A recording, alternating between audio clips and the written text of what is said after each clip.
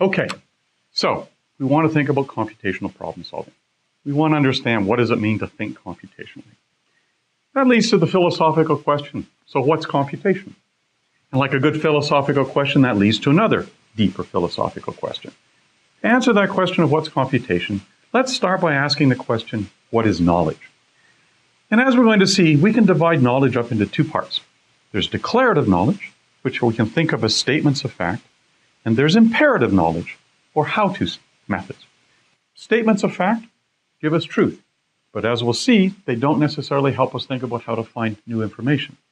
Imperative knowledge, how-to methods, or recipes give us ways of finding new information, and that's going to be really valuable to us. Now, to look at this, let's look at an example. So, what do we mean by declarative knowledge? Well, here's a piece of declarative knowledge. That first statement says, the square root of a number x is a number y such that y times y equals x. You know that's true from high school algebra. It's a statement of truth. It tells us something about how to decide whether a particular number is a square root or not. But can we use this to actually find the square root? And the answer is no. If we have a number x equal to 25, and we're trying to find the square root of that, and somebody gives us a guess y equal 5, we can use this statement to test to see if 5 times 5 equals 25, which it does. But it doesn't tell us how to find the guess. So declarative knowledge, which is what much of knowledge is based on, isn't what we need. We want a different kind of knowledge. And for that, fortunately, we have imperative knowledge. As we said, imperative knowledge is how-to kinds of knowledge, or methods, or recipes for finding something. And here's a recipe for deducing the square root. It's actually attributed to Heron of Alexandria, although there's some debate as to whether he was the original creator of this algorithm, but it dates from the 1st century AD. And you can see the description here. The description says, if I want to find the square root of some number x, I'm going to start with a guess. I'll call it g. I'm going to take g and multiply it by itself and look if that result is close enough to x. If it is, I'm going to stop and say that g is the answer. Otherwise, I'm going to make a new guess by averaging g and x divided by g. And using this new guess, which I'll call g again, I'm going to repeat the process until we get something that's close enough. Notice this is a mechanical set of steps, and it has some basic forms. Right here, there's a test. It's going to let us know when we're done, when we're close enough. If that test isn't satisfied, then there's some simple calculations, like here. Tells us what to do. And then finally, there's a flow of control, or a loop, that tells us how to keep executing the same sequence of operations until we get, in fact, to a place where we're done. This is something that tells us how to find a square root. This is imperative knowledge, and this is what we want. Okay, let's try it out. Here's a little description of that. Let's see what happens if we were actually to do it. So I'm going to do a simple little simulation. I want to find the square root of 25. And yeah, I know the answer is 5. But let's think about what might happen here. I'm going to start with a guess, and I'm just going to initially guess 3. Heron of Alexandria's algorithm says multiply 3 by itself. That, of course, gives me 9.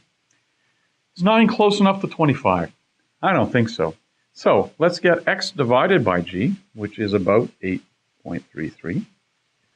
And now let's take the average of x over g and g. So we add g and x over g.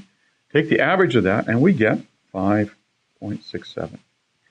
And then our little recipe says, take that and do it again. So this now becomes my new guess, 5.67.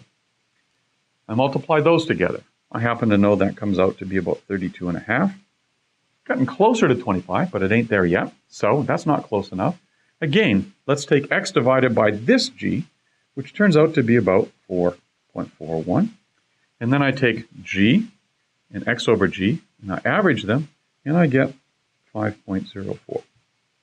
And my algorithm says, my recipe says, take this and do it again.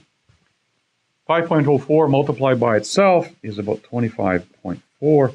And I'm going to say, you know what, that's close enough. So my little recipe says, there's the answer. Not perfect, but close enough. So, Heron had it right. This looks like a pretty good algorithm. This is a way of describing a method for doing something. And that idea that notion of a recipe is something we're going to use a lot. So we can think of algorithms as being recipes, sequences of mechanical steps for doing something. If we put that analogy to a little bit more use, we can see that recipes have much of the same form, real recipes. Imagine I want to make some custard. Here's my recipe. I'm going to take all the ingredients of the custard, that mixture, put it into a pot over some heat, and I'm going to stir it. As I stir it, every once in a while, I'll dip a spoon into the custard, pull it out, and run my finger across the back of the spoon. If the spoon is clear, then I'm done. I'm going to remove the custard from the heat and let it cool. If not, I'm going to repeat.